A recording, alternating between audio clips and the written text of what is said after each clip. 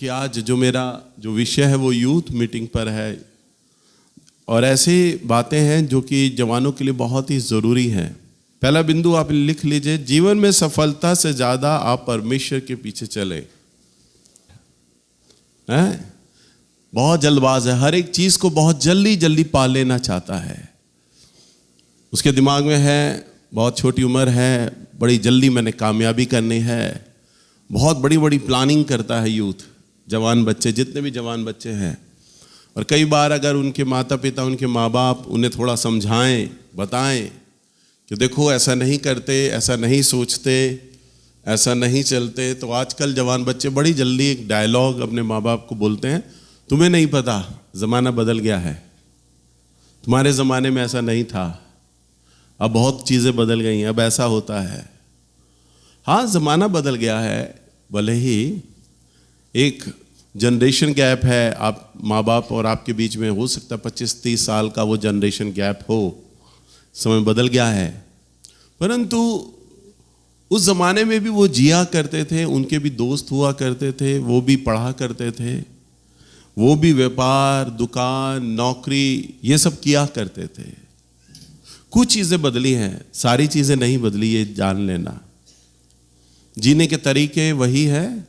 हाँ, भले ही आज टेक्नोलॉजी है, इंटरनेट है, विज्ञान है, ये सारी चीज़ें हैं, उस ज़माने में नहीं थी, परंतु उस ज़माने में बहुत कुछ चीज़ें ऐसी थी पॉजिटिव जो आज नहीं है, आपको नहीं मालूम, जितने भी जवान बच्चे हैं। इसलिए कभी भी अपने माँ बाप को भूले से भी ये मत बोलिएगा। जितने बच्चे बोलते हैं आज से उस पर विराम लगाएं, क्योंकि आप परमेश्वर का वचन सीख रहे हैं, परमेश्वर को जान रहे हैं।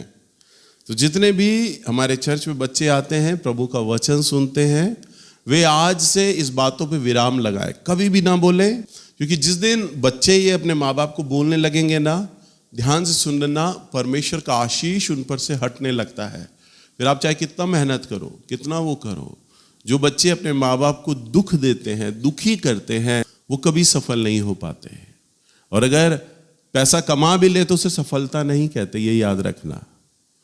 तो वो जो पैसा कमाया भी होगा ना, वो भी चला जाएगा। अपने परिवार को खोकर, रिश्तों को खोकर अगर आपने सारी चीज़ों को पा लिया तो सब बेकार कर दिया।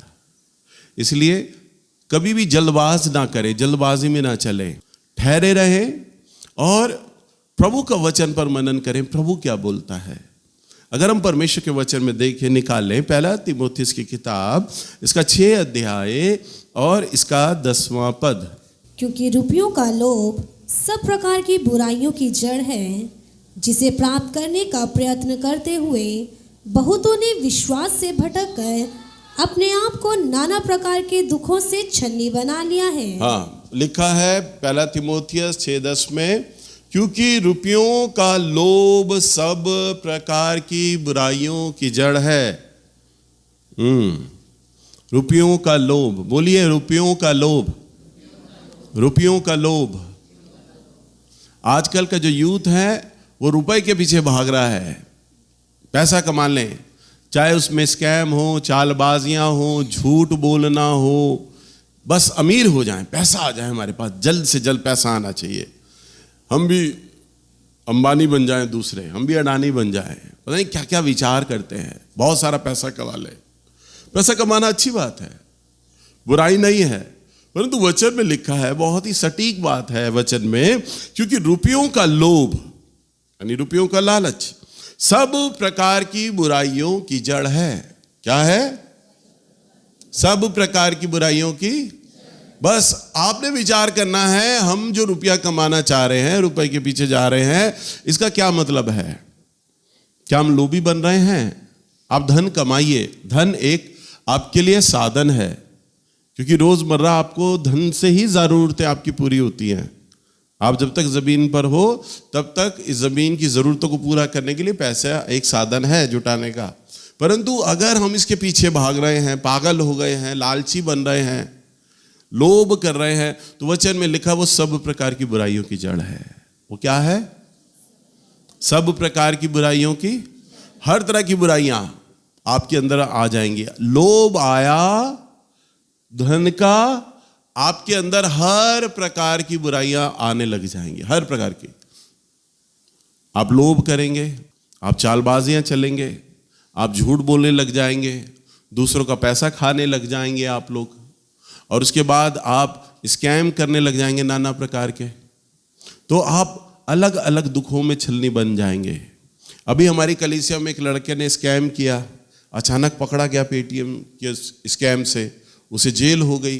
बाद में भले ही जमानत हुआ, परंतु रिश्तेदार गली मोहल्ले में तो पता चल गया ना, अपराधी की श्रेणी में आ गया, अपराधों के बीच में गिना गया।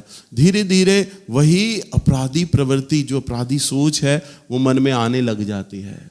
धन का लोभ हर प्रकार की बुराइयों की क्या है? जड़ है। ना जाने कितनों ने विश्वास से भटक कर, क्या विश्वास? कि मेरा स्रोत अगर कोई है ना, तो वह है परमेश्वर। हालेलुया। जितना भी यूथ है, आज आप इस चीज को सीखिए कि धन का अगर स्रोत है, धन अगर हमें मिलेगा ना, तो वह हमें परमेश्वर की ओर से मिलेगा। प्रभु है हमारा स्रोत। जितना जल्दी आप इस चीज को सीख लें, प्रभु हर एक विश्वासी को, हर एक प्रचारक, हर एक पास्टर को यही पाठ सिखाना चाहता है। तेरा स्रोत मैं हूं, तेरा स्रोत मैं हूं। जब प्रभु ने मुझे अपनी सेवा के अंदर बुलाया, तो मेरी नौकरी, काम धंधा सब छुड़ा दिया, और वो मुझे अपने ऊपर निर्भर होना सिखाता था। मुझ पे निर्भर हो। आज आप गवाहियां देते हैं ना, हमारा जी सिलेंडर इतने दिन चल गया, हमारी तनख्वाह बढ़ गई, छोटी छोटी बातों में आप बड़ा खुश हो जाते हैं, आश्चर्य कर्म करते हैं, आप गवाही देते हैं। मेरे जीवन में भी ऐसे ही होता था, मैं भी आप लोगों के समान बड़ा खुश हो जाता था। प्रभु ऐसा कर रहा है, प्रभु ऐसा कर रहा है, प्रभु ऐसा कर रहा है। अनगिनत प्रभु ने काम किए मेरे जीवन में, और प्रभु मुझे ये सिखाता चला गया, देख तेरा स्रोत मैं हूं, देख तेरा स्रोत मैं हूं। प्रभु ने हर एक जगह पर मुझे सिखाया, देख तेरी कलीसिया, तेरे प्रचारक, तेरे परिवार के लोग तेरे स्रोत नहीं है। तेरा स्रोत अगर मैं हूं ना, तो वह केवल मैं हूं। हालेलुया। और इस पाठ को सिखाने के लिए प्रभु ने मुझसे 30 साल खर्च करवाए। आज मैं इस बात को अच्छे से सीख चुका हूं, और ये बात केवल मैं इसलिए नहीं आपको प्रचार कर रहा कि मैं जी पादरी हूं इसलिए मैं बाइबल से आपको पढ़ के समझा रहा हूं ना। ये बात, ये चीज मेरे हृदय की तलछट्टी से निकल रही है, मेरे अनुभवों से निकल रही है। मैं जानता हूं परमेश्वर ही एकमात्र स्रोत है। हालेलुया। नहीं समझे ना इस बात को? मैं इतने आनंद के साथ खुश होकर बोल रहा हूं, परमेश्वर ही एकमात्र स्रोत रामियों, परमेश्वर ही एकमात्र स्रोत है। क्योंकि आप सब लोगों के जो टाइटैनिक जहाज है ना, वो मन के डूब गए। क्योंकि मैं आपको सिखा रहा हूं कि आपको चालबाजियां नहीं चलनी, आपको बुद्धि नहीं लड़ानी, आपको योजना नहीं बनानी कि आप आगे भागो, आप ये करो। योजना बनाओ बेशक, परंतु वो परमेश्वर के सामने रखो, प्रार्थनाओं में रखो उन बातों को। हालेलुया। तभी तो मैं खुश होकर इस बात को बोल रहा हूं, क्योंकि प्रभु ने तो मुझसे 30 साल खर्च करवा दिए ये बात को सिखाने के लिए। गवाहियां देने का समय नहीं है, क्योंकि गवाहियां तो मैं बहुत देता हूं, परंतु प्रभु ने मुझसे 30 साल खर्च करवाए ये चीज सिखाने के लिए कि मैं तेरा स्रोत हूं। इसलिए ये बात मैं बड़े खुश होकर आनंद के साथ आपको बोलता हूं कि प्रभु हमारा स्रोत है। हालेलुया। आपको किसके पीछे जाना है बताओ? परमेश्वर के पीछे। सफलता से ज्यादा आपको किसके पीछे जाना है? प्रभु के पीछे चलना है। और क्योंकि आजकल का जो यूथ है शॉर्टकट अपनाता है कि मैं फटाफट से पैसा कमा लूं। हम एक और वचन को देखेंगे, निकालिए मत्ती की किताब 16 अध्याय, वचन में क्या लिखा है? देखिए कितना सुंदर बात प्रभु यीशु ने कहा, यदि मनुष्य सारे जगत को प्राप्त करे और अपने प्राण की हानि उठाए तो उसे क्या लाभ?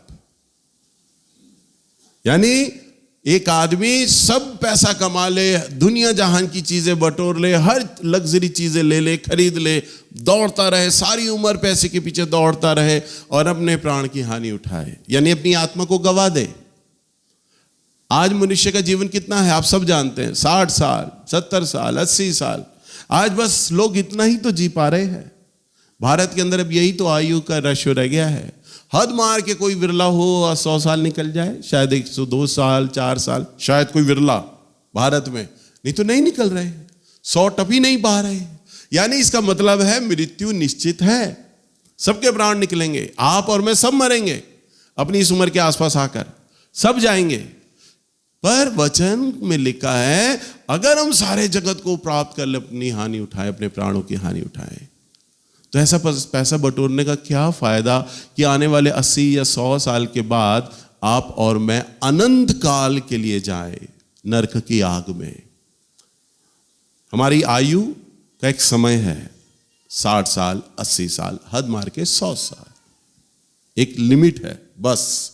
पर उसके बाद हमने मरना है, और मरने के बाद हम आत्मिक जगत में प्रवेश कर जाएंगे। अभी तो सांसारिक संसार है, फिर हम आत्मिक संसार में चले जाएंगे, और वो जो संसार है वो अटल है, वो सच है, उसे हम झुटला नहीं सकते, उसे हम झुटला नहीं सकते। तो इसी तरह से जो आत्मिक संसार है ना, वो अनंत काल का है। अनंत काल का सुख प्रभु के साथ स्वर्ग में, अनंत काल का रोना पीटना और दांत पीसना यानी नरक की आग आपके हाथ में है। आप क्या चुनते हैं? अगर आप संसार में केवल पैसे पैसे पैसे पैसे पैसे के पीछे भागेंगे और अपने प्राण की अगर आपने हानि उठाई, तो वचन में लिखा है, प्रभु यीशु ने कहा, आपको क्या लाभ? या मनुष्य अपने प्राण के बदले में क्या देगा? क्या पेनल्टी है कि तुम इस नरक की आग में जलने के लिए, इस पेनल्टी से बचने के लिए क्या करोगे? आज आप चर्च आ रहे हैं, आज आपको उद्धार का मार्ग पता चल चुका है, आपको पता चल चुका है उद्धार मेरा कैसे होना है। आप ये सीख रहे हैं कि प्रभु ही एकमात्र स्रोत है। जब आप प्रभु के न्याय सिंहासन के सामने जाएंगे ना, और तब आप प्रभु को कहेंगे, प्रभु मुझे किसी ने नहीं बताया था कि मैं क्या करता, प्रभु जी मुझे आप क्षमा कीजिए, तब प्रभु पल भर में आपको ये वाली शब्द याद दिला देगा। आपको याद आ जाएगी सारी चीज। मैं सीख रहा था कि मैं धरती की तमाम चीजों के पीछे, मैं धन के पीछे भागूं या ना भागूं, मैं सीख रहा था कि हर एक चीज का जो स्रोत है वो मेरा परमेश्वर है। प्रभु मुझे धन दे सकता है, मुझे इसके पीछे नहीं जाना, मुझे सफलता के पीछे, इसके पीछे नहीं जाना है, मुझे सबसे पहले परमेश्वर के पीछे जाना है। अगर हम बाइबल के करैक्टर को देखें, अगर हम देखें यूसुफ हम पुराने नियम में हम देखते हैं, यूसुफ एक ऐसा व्यक्ति था जो कि 7 भाइयों में सबसे छोटा, परंतु वो प्रभु का डर मानने वाला था। और जितने उसके 6 भाई थे, उससे जो कि बड़े थे, वो संसार की बातों में चला करते थे। तब प्रभु ने यूसुफ को स्वप्न दिखाया कि देख, मैं तुझे बढ़ाऊंगा। उसने स्वप्न देखा कि 7 भाई खेत में काम कर रहे हैं, सबने अनाज काटा, सब ने अपने पूले बना दिए, यानी अपने अपने गट्ठे बना दिए, और यूसुफ का जो पूला है वो खड़ा हुआ है, बाकी सारे जितने भाइयों के पूले हैं ना, वो यूसुफ के पूलों के आगे झुक गए। उसने सपना बताया अपने भाइयों को, मैंने सपना देखा, यानी प्रभु ये दिखा रहे थे, तू मेरे पीछे चलता है ना, इसलिए सब तेरे आगे दंडवत करेंगे तुझे। हालेलुया, ये प्रभु का नियम है, सब तुझे दंडवत करेंगे। उसके भाई जलन से भर गए, हम तुझे दंडवत करेंगे क्या, हम तेरे आगे झुकेंगे? उसे जंगल ले जाते हैं, उसे बहुत मारते पीटते हैं और गड्ढे में डाल देते हैं।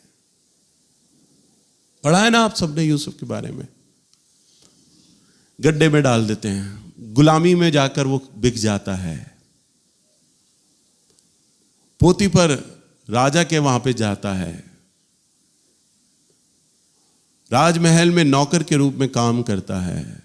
रानी उस पर आरोप लगाती है व्यभिचार का, बलात्कार का, उसे जेल हो जाता है। जेल में उसके लिए कोई जमानत देने वाला नहीं, कोई गवाही देने वाला नहीं, परंतु वो जेल में है। प्रभु से वहां से छुड़ा लेता है और बाद में मिस्र का राजा बनाता है। हालेलुया, मिस्र का क्या बनाता है? क्यों? क्योंकि वो प्रभु के पीछे चला था। एक मामूली लड़का जो गुलामी में बेचा गया, और मिस्र उस समय संसार का बहुत बड़ा देश कहलाया जाता था। मिस्र का प्रधानमंत्री बन गया। राजा के बाद राजा ने यूसुफ को यह कहा कि बस सिर्फ मैं नाम का राजा रहूंगा, परंतु राज तेरा होगा, तू करेगा राज मेरे देश पे। बस सिर्फ साइन मेरे होंगे, हस्ताक्षर मेरे चलेंगे, बस बाकी हुक्म जो तू बोलेगा देश में होना चाहिए वही होगा। इतना बड़ा अधिकार राजा ने उसे दे दिया। क्यों? क्योंकि राजा ने भी देखा कि यूसुफ के साथ परमेश्वर है। हालेलुया। तो सफलता कहां से आती है? और ये ऐतिहासिक बात है ना, सिर्फ बाइबल नहीं बताती, हिस्ट्री भी बताती है कि यूसुफ प्रधानमंत्री बना। कैसे? सिर्फ परमेश्वर के पीछे चलने से। आज आप परमेश्वर के पीछे चलते हैं, हो सकता है आपके दोस्त आपको बोले तू पागल हो गया है। जब मैंने 10th पास करी तो मेरा एक दोस्त था, उसके माँ बाप दोनों डॉक्टर हुआ करते थे। फिर हम आगे बढ़े, मेरी पढ़ाई छूट गई, उसने 12th कर ली, वो मेरे घर आया करता था। फिर हम आगे बढ़े, उसने की ग्रेजुएशन हो गई, मैं छोटी छोटी नौकरियां क्या करता था। फिर हम आगे बढ़े, उसकी शादी हो गई, उसने अपनी शादी में मुझे बुलाया, मैं कुंवारा था। फिर हम आगे बढ़े, उसका बच्चा हो गया, अपने बच्चे को लेकर मेरे घर आया, मैं कुंवारा था। मैं बहुत पीछे, और मेरा पक्का दोस्त हुआ करता था। मेरे पापा बोलते देख वो अपने जीवन में कितना आगे निकल गया, तेरे साथ का पड़ा हुआ लड़का, बोलते थे तेरे साथ का पड़ा हुआ लड़का। मेरे सारे दोस्त आगे बढ़ गए, सबकी नौकरियां लग गई, पक्की नौकरियां लग गई, सबके शादी ब्याह हो गए, सब सेटल हो गए। मेरे पास कुछ नहीं, मेरे पास ढंग का नौकरी नहीं, शादी नहीं, कुछ नहीं, कुंवारा। पढ़ाई भी मेरी छूट गई, वो सब ग्रेजुएट हो गए, मेरी 10वीं भी पास नहीं हो पाई, पीछे रह गया मैं। परंतु मैंने सिर्फ किसको पकड़ा? अपने परमेश्वर को पकड़ा। हालेलुया। आज कभी कभार कई सालों बाद किसी का फोन आता है, मैं मिलता हूं उन लोगों से, आज वो कहते हैं तू तो बहुत बड़ा पादरी हो गया। हालेलुया। और वो पीछे हो गए। हालेलुया। मैं सबसे पीछे था, परंतु मैंने किसे थामा? अपने परमेश्वर को थामा, प्रभु के नाम को थामा। आज आप जितने भी यूथ के लोग हैं, आपको लगता होगा, आपके माँ बाप बोलते होंगे तुम्हारी सहेली देखो कितना आगे निकल गई, कितनी अच्छी परसेंटेज वो लेकर आई है, कितने अच्छे नंबर वो लेकर आया है, अपनी क्लास में सबसे आगे है वो, तुम पीछे रह गए। उनकी नौकरियां हो सकता है तुमसे पहले लग जाएं, हो सकता है उनकी शादियां भी तुमसे पहले हो जाएं, परंतु ये याद रखना, मेरी ये गवाही, अगर तुम प्रभु के पीछे चलोगे ना तो सबसे आगे प्रभु तुम्हें लेके चलेगा। प्रभु ने कहा अपने वचन में, जो मुझ पर विश्वास करेंगे वे कभी लज्जित ना होंगे, वो कभी लज्जित ना होंगे। वो आपको लज्जित नहीं होने देगा परमेश्वर, अगर आप प्रभु के पीछे चलेंगे।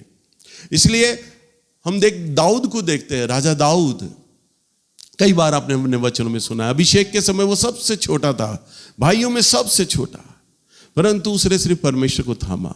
जंगल में भी वो अगर जानवरों को चराता तो वहां सिर्फ प्रभु की आराधना करता और कुछ नहीं करता, प्रभु के लिए गाता बजाता रहता। जंगल में कौन देखता?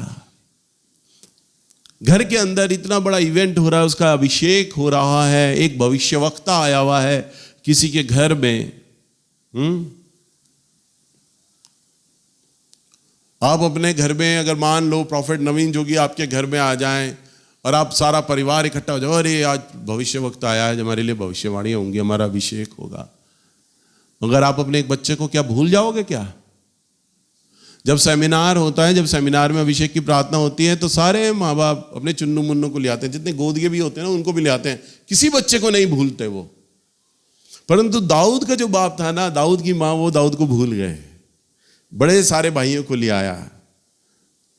और जब सैमुअल ने पूछा और भी कोई बेटा है, वो कहता हाँ है तो सही, छोटा है, वो तो जंगल में है, वेस्ट है वो, उसकी क्या जरूरत, राजा बनने वाले तो ये लड़के खड़े मेरे, ये हैं डील डॉल वाले, बुद्धिमान, वो है बच्चा, कुछ भी नहीं। परंतु उसे बुलाया क्योंकि वो प्रभु का डर मानता था। हालेलुया। और प्रभु ने क्या बना दिया उसे? इस्राएल का राजा। क्या बना दिया? तो सफलता देने वाला है कौन फिर? परमेश्वर है। ये हमें परमेश्वर का वचन जो हम इतिहास में देखते हैं वो बताता है। आपके सामने जो पादरी खड़ा है, जो प्रचार कर रहा है, वो बताता है। और आने वाले समय में जब आप इस वचन पे भरोसा करोगे तो आप अपने जीवन से इस बात की गवाही दोगे कि पीछे मैं परमेश्वर के चला और प्रभु ने मुझे सबसे आगे किया। हालेलुया। इसलिए सफलता देने वाला कौन है? परमेश्वर है। दूसरा पॉइंट लिखो आप, आपकी संगति कैसी होनी चाहिए? लिख लो, 1 कुरिन्थियों 15 अध्याय 33वां पद। धोखा ना खाना, बुरी संगति अच्छे चरित्र को बिगाड़ देती है। धर्म के लिए जाग उठो और पाप ना करो, क्योंकि कुछ ऐसे हैं जो परमेश्वर को नहीं जानते। मैं तुम्हें लज्जित करने के लिए यह कहता हूं। बस वचन में लिखा है 1 कुरिन्थियों 15:33 में, धोखा ना खाओ। देखो कितना सुंदर तरीके से उस बात को बताता है। क्या बताता है? धोखा ना खाओ, बुरी संगति अच्छे चरित्र को बिगाड़ देती है। इसका मतलब क्या है? अभी आप जो प्रभु का वचन सुन रहे हो ना, और प्रभु का वचन सुनकर आपका जो चरित्र का निर्माण हो रहा है, क्या निर्माण हो रहा है? आपके चरित्र का निर्माण हो रहा है। देखिए, परमेश्वर का जो अभिषेक आता है वो प्रभु के चुनाव पर, आपके जीवन पर आता है। प्रभु के चुनाव पर आता है। अभिषेक तो वो किसी को भी दे देता है, जिस पे उसका मन आ जाए, जिस पे दिल आ जाए, प्रभु का मन करे कि मैं इसे सेवा लूं, उसे वो अभिषेक कर देगा। परंतु बुलाहट, तो चरित्र का निर्माण जब होता है तब उसके अनुसार उसके जीवन पर बुलाहट आती है। और चरित्र का निर्माण परमेश्वर नहीं करते, चरित्र का निर्माण केवल आप करते हैं। प्रभु ने अपने वचन में कहा, देख मैंने तेरे सामने जीवन और मृत्यु दोनों रख दिया है। क्या कहता है? देख मैंने तेरे सामने जीवन और मृत्यु दोनों को रख दिया है, और मैं ये चाहता हूं कि तू जीवन को चुन ले। हालेलुया। प्रभु का वचन आपको सटीक दोनों बातें बताता है, संसार की भी और आत्मिक जगत की भी। परंतु प्रभु ये चाहते हैं कि देख तेरे सामने दोनों बातें रखी हैं, परंतु मैं चाहता हूं कि तू जीवन को चुन ले। आपको क्या चुनना है? बोलिए, जीवन। तो जब आपको जीवन चुनना है, और जब आप प्रभु के विश्वास में जब आप चल रहे हैं, तो प्रभु आपको अपने वचन में, यानी पौलुस अपनी कलीसिया को ये चेतावनी में लिखता है कि धोखा ना खाओ। क्यों ना खाओ? क्योंकि तुम प्रभु के लोग हो, तुम प्रभु का वचन को सुनते हो, तुम प्रभु के वचन को पढ़ने वाले लोग हो, तुम प्रभु के वचन पे विश्वास करने वाले लोग हो, तो धोखा ना खाओ। वो अपनी कलीसिया में इस बात की चेतावनी देता है। क्यों कहता है? क्योंकि बुरी संगति अच्छे चरित्र को बिगाड़ देती है। बुरी संगति, बोलिए, बुरी संगति अच्छे चरित्र को बिगाड़ देती है, बिगाड़ देती है। अब आपको अपनी संगति जांचो। जितने भी लोग हो ना यहां पर बैठे हुए, देखो आपके यार दोस्त, आपके मिलने वाले किस तरह के लोग हैं। देखो जरा, चेक करो, अवलोकन करो, कितने आपके क्लोज लोग हैं। आप कहोगे नहीं भैया, हम तो सिर्फ कलीसिया के लोगों से मिलते हैं। मैं दोस्ती का ये नहीं कह रहा कि आप अन्य जाति लोगों से मिले ना, बातचीत ना करें। ध्यान से सुनना, आपका रिश्ता उन लोगों के साथ किस प्रकार का है, क्योंकि वो प्रभु को नहीं जानते, प्रभु के वचन पे नहीं चलते। हमारे बिल्डिंग के बाहर एक दुकानदार है, वो अन्य जाति है, मुझे नहीं मालूम किस धर्म को मानने वाला है, पर मेरा मकसद है, मैं पैसे देता हूं और मुझे सामान दे देता, मैं सामान ले आता हूं। मेरी बिल्डिंग में 200 लोगों से ज्यादा परिवार के लोग हैं, सब अलग अलग धर्मों के लोग, अलग अलग सोचों के लोग। सब लोग मुझे दुआ सलाम करते हैं, मैं भी उनको दुआ सलाम करता हूं। मुझे बड़ा शरीफ मानते हैं, सब हालचाल पूछते हैं, बातचीत करते हैं, हल्का फुल्का परिवार की भी बातें हो गई, चले गए बस। पर ज्यादा सबसे मिलना जुलना नहीं है, क्योंकि ज्यादा उनके साथ में उठूंगा बैठूंगा, उन्हें अपना दोस्त बना लूंगा, घर में बैठाऊंगा, बातचीत करूंगा, मैं उनके घर में आऊंगा, तो जो उनकी जो सोच होगी ना, उनका बोलचाल, उनका व्यवहार, वो मेरे विचारों पर छाप डालने लग जाएगा, वो मेरे विचारों पर। और जितने भी माँ बाप बैठे हैं, ध्यान से सुनना, आपका बेटा और आपकी बेटी कैसे है।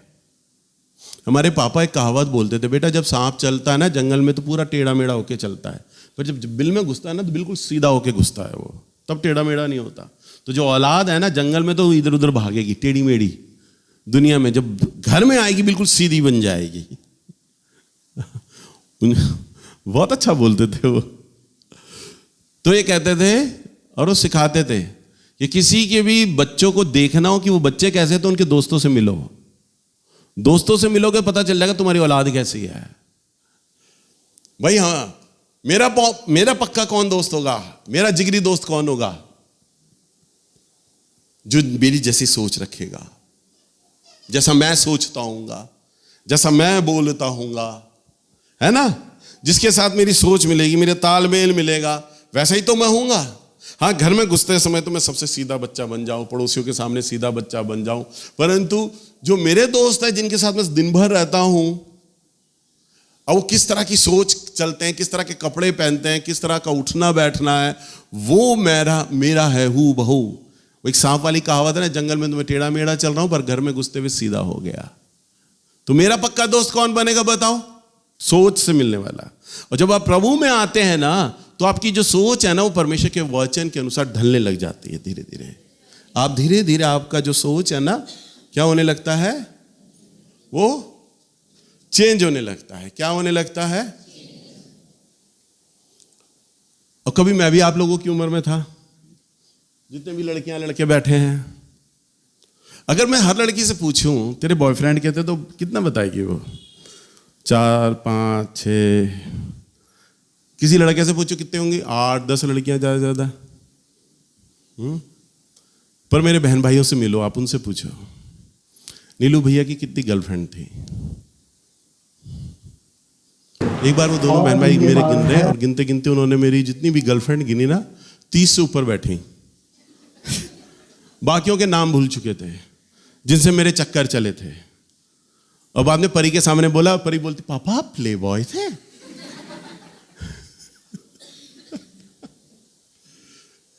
इतनी ज्यादा लड़कियां मेरी, इतनी गर्लफ्रेंड। मेरे दोस्त कैसे थे? लड़कियों की बातें करने वाले। मेरा एक दोस्त बहुत साल बाद दुबई से आया मेरे से मिलने। उसका फोन आया, नेल्स मैं आ रहा हूं 7 साल बाद। तब तक मैं बदल चुका था, पूरा प्रभु के वचन से बदल चुका था, मेरी सोच बदल चुकी थी। उसने कहा मैं नेल्स में आ रहा हूं, मैं बड़ा खुश, आज शाम आएगा मिलने। मैंने मिनी नीति को बताया आज शाम आ रहा है। हमारे घर में अच्छा अच्छा खाना बनाया, सारी चीजें तैयारी कर ली। उसकी आया जी सीधा दुबई से सीधा एयरपोर्ट से अपने माँ बाप के घर ही नहीं गया, बीवी से मिलने नहीं गया, बच्चे उसके किसी से मिलने नहीं गया, सीधा एयरपोर्ट से यहां सामान लेकर आ गया मेरे पास, बड़ा खुश खुश। क्योंकि हम रात दिन दोनों साथ साथ रहते थे, हमारी बातें ही नहीं खत्म होती थी, और हमारी बातों का जो विषय होता था वो क्या होता था? लड़की। मैं सच बता रहा हूं, था फैक्ट। और वो आया सीधा, हाल चाल मिला, मिनी नीतू से पूछा, पापा से पूछा, पूछने के बाद मुझे कहता अनिल उस छत पे चलते हैं। मैंने कहा चल। हम दोनों छत पे यहीं आके बैठे सीढ़ियों पे, तब इसकी दीवार नहीं थी, और उसने मुझसे कहा ओ तेरी वाली का क्या हाल है? जब उसने ये बोला, मैंने कहा यार कहाँ जा रहा है तू? फिर उसने कहा तेरी वाली उसका क्या हाल है यार? अच्छा उसका क्या हाल है? उस बंदी का क्या हाल है? उसका क्या हाल है? मुझे नाम गिनाने लग गया। मैंने कहा यार तो पता नहीं किसका क्या हुआ, शादी हुआ। 2-4 मिनट मैंने बातें करी। उसके बाद मैंने कहा देख सुन, रुक जरा, कहाँ जा रहा है? रुक। मैंने कहा देख 93 में मुझे प्रभु ने लहू से धोया। और कह रहा है ये क्या कह रहा है तू? मैंने कहा मैं पापों से निकल के आया, प्रभु ने अपने लहू से धोया। अब मैं कोई नौकरी नहीं करता, काम नहीं करता, प्रभु ने मुझे अपनी सेवा के लिए पकड़ लिया। मैं वचन प्रचार कर रहा हूँ, मैं गवाही देने बैठ गया। और 5-10 मिनट उसने गवाही सुनी। कह रहा है यार तू क्या साधु संत की बातें कर रहा है? तेरा दोस्त आया है, एंजॉय कर, बात कर मेरे साथ। मैंने कहा बात कर तो रहा हूँ, जो मुझे बात करनी चाहिए कर रहा हूँ मैं। नीचे आया, 10 मिनट बात करने के बाद पापा को कहता पापा अंकल क्या इसे साधु बना के रख दिया, ये तो बात करने लायक नहीं रहा। हम दोनों की सोच बिगड़ गई। और वो आया, पापा के साथ बैठा, 5-10 मिनट बैठा, चला गया बेचारा उदास होके। फिर अगली बार आया, उसने कहा मैं आ रहा हूँ। मैंने कहा आजा। अब वो आया, उसके आने से मुझे खुशी नहीं मिली। मैंने कहा बाहर यही टॉपिक चलेगा लड़कियों का। फिर आया, फिर मैंने कहा ठीक है तू, बस 2-4 मिनट हमने बात करी। उसके बाद फिर वो पापा के पास बैठा, चाय पी, चला गया। फिर वो पापा के पास ही आता, क्योंकि हमारे फैमिली से बहुत घुल मिल चुका था। वो पापा के पास बैठता, चाय पीता, चला जाता। पापा मुझे बताते शाम आया था। मैं प्रचार से मीटिंग करके आता था, मैं कहता था शाम आया था, अच्छा ठीक है, बस नॉर्मल। हमारी बातें नहीं मिलती थी, सोच नहीं मिलती थी। और धीरे धीरे उसका आना बंद हो गया, खत्म हो गया। धीरे धीरे मेरे सारे दोस्तों का मिलना मुझसे खत्म हो गया, बंद हो गया। हम 3 दोस्त हुआ करते थे, रात दिन साथ सोने वाले, बैठने वाले। एक दिन 2 दोस्त मेरे यहाँ सोते, और उसके बाद 2 दोस्तों के साथ मैं सोता। हमारी मंडली, हमारी ना बातें खत्म होती दिन में ना रात में, एक दूसरे के घरों में बैठते थे। और टॉपिक तो मैंने आपको बता ही दिया है। हालेलुया। सारे दोस्त खत्म हो गए। आज मैं अपने छोटे बेटे को कहता हूँ, बड़े वाले बेटे को कहता हूँ, मेरा दोस्त तुम देखते हो कोई है मेरा दोस्त? अब कोई दोस्त ही नहीं है, मेरा दोस्त ही नहीं है। क्योंकि परमेश्वर ने मेरी सारी सोच को क्या किया? बदल दिया। हालेलुया।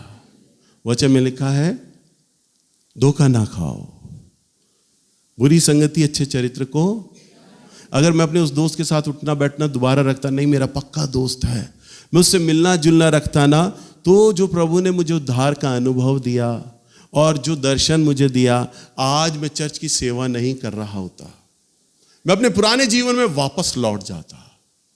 शायद मैं आज कोई नौकरी कर रहा होता, व्यापार कर रहा होता, परंतु परमेश्वर का चुनाव था मुझ पे कि प्रभु मुझे एक पादरी बनाता, अपोस्टल बनाता, मुझसे सेवाएं लेता और आप लोगों तक पहुंचने की योजनाएं बनाई हुई थी परमेश्वर ने, परंतु वो सारी की सारी धराशायी हो जाती है सिर्फ मेरी संगति पर, मेरी संगति पर। प्रभु ने कहा, मैंने जीवन और मृत्यु दोनों तेरे सामने रखा है, मैं चाहता हूं तू किसे चुनेगा? जीवन को। आप अपनी संगति को देखिए। कई बार मैं पुश्ते से बाइक पर जा रहा होता हूं, अपनी पत्नी के साथ मार्केट जा रहा होता हूं, कहीं जा रहा होता हूं, मैं अपने चर्च के लड़के लड़कियों को देखता हूं, यानी मैं देखता नहीं, देखता हूं। चर्च की कोई लड़की मुझे किसी और लड़के के साथ दिखाई देती है, चर्च का लड़का मुझे किसी और लड़के के साथ दिखाई देता है, मैं देख लेता हूं, दूर से देख लेता हूं, अच्छा बेटा, मेरे पापा ठीक कहते थे, सांप अंदर आता है सीधा होके आता है, जंगल में घूमता है टेढ़ा मेढ़ा घूमता है, यहां तुम आराधना कर रहे हो सीधे बन गए, पर जंगल में टेढ़े मेढ़े। हालेलुया। मुझे कलीसिया के लोग बता देते हैं, भैया वो फलानी लड़की है ना, हमने उसको रात को 10 बजे एक लड़के के साथ देखा था, वहां वो घूम रही थी, मुझे सब पता चल जाता। कई बार तो मैं देख लेता हूं, कई बार तो मेरे ही जो चर्च के विश्वासी हैं वो इतने अच्छे सीसीटीवी कैमरे पूरी रिकॉर्डिंग लेके आते हैं मेरे पास,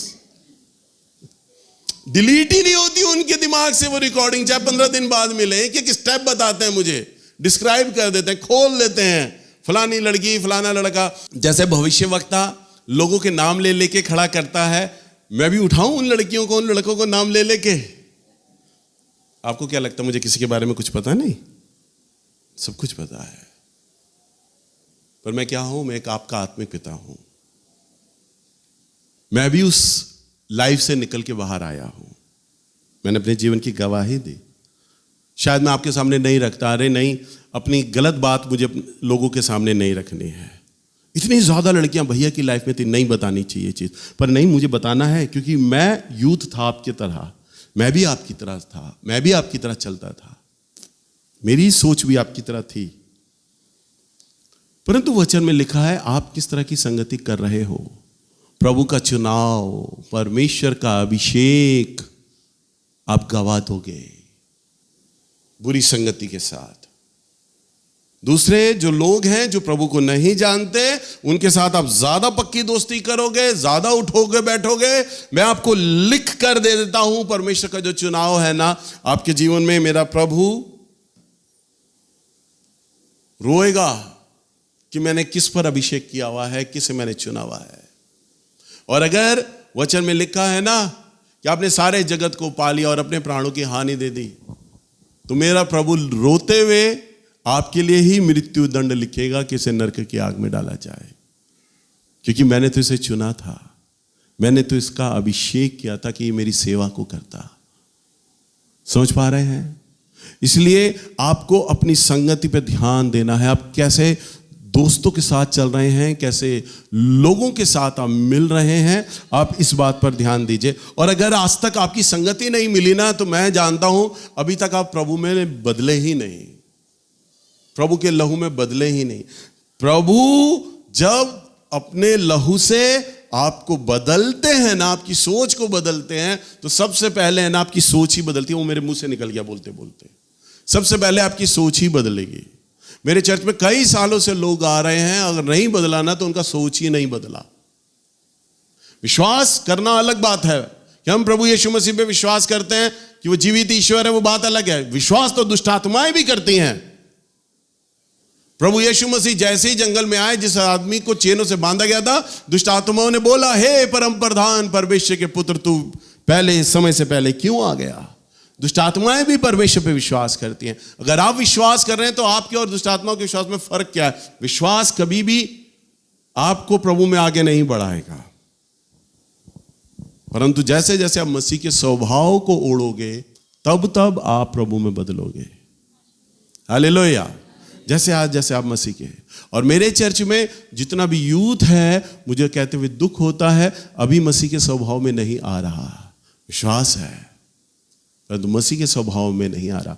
मसीह का स्वभाव में अगर आप आ रहे होते तो आपका संगति जो है ना वो बदल चुका होता, क्योंकि आपकी सोच बदल जाती। मैंने अभी अपने जीवन का उदाहरण कैसे दिया। मेरे पक्के दोस्त जिनके साथ मैं रात दिन रहा करता था, मैं अपने भाई पर इतना प्यार नहीं करता था जितना मैं उन्हें सगा भाई मानता था, आज वो छूट गए। क्यों? क्योंकि मेरी सोच ही बदल गई। मैंने क्यों बोला जब वो आता था मुझे अच्छा नहीं लगता था? क्यों? क्योंकि हमारी सोच ही आपस में मेल नहीं खाती थी।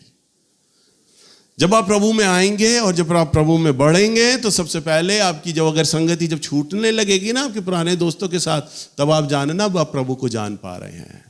क्योंकि सबसे पहले आपकी सोच बदलती है। क्या बदलती है? सोच बदलती है। क्योंकि पौलुस अगर इस बात को लिखते हैं तो वो सच में लिखते हैं, धोखा ना खाओ, बुरी संगति अच्छे चरित्र को बिगाड़ देती है, धर्म के लिए जाग जाओ और पाप ना करो, क्योंकि कितने ऐसे हैं जो प्रभु को नहीं जानते। अभी मैंने आपको क्या कहा? विश्वास करना अलग बात है, स्वभाव का बदलना अलग बात है। प्रभु आपका जब न्याय करेगा ना तो आपके विश्वास के आधार पर नहीं करेगा, स्वभाव के आधार पर करेगा। आपका नेचर, मसीह में आप कितना बदले, उस आधार पर आपका न्याय होगा। तभी तो वो कहता है तुम्हें ऐसे बहुत से लोग हैं जो प्रभु को नहीं जानते, कलीसिया में हैं, चर्च में आ रहे हैं, सेवाएं कर रहे हैं, प्रचार कर रहे हैं, भविष्यवाणियां कर रहे हैं, आराधना कर रहे हैं, फिर भी प्रभु को जानने के बाद भी प्रभु को नहीं जानते। प्रभु को तो वो जानेंगे जिनका स्वभाव मसीह का स्वभाव होगा। हालेलुया। और तभी पौलुस इस बात को कहता है, डांट कर बोलता है कि ये बात मैं तुम्हें लज्जित करने के लिए कहता हूं, मैं तुम्हें शर्मिंदा कर दूं, मैं इसलिए बोल रहा हूं ये बात। वो डांट कर ये बात बोलता है। हालेलुया। इस बात पे आप ध्यान दीजिए कि आज से आप अपनी संगति का अवलोकन करें। नहीं तो अगली बार मुझे बाइक पे अगर कोई लड़का या लड़की दिखाई देगा ना किसी के साथ बात करता हुआ, तो वहीं उसके पास बाइक घुमा के आ जाऊंगा।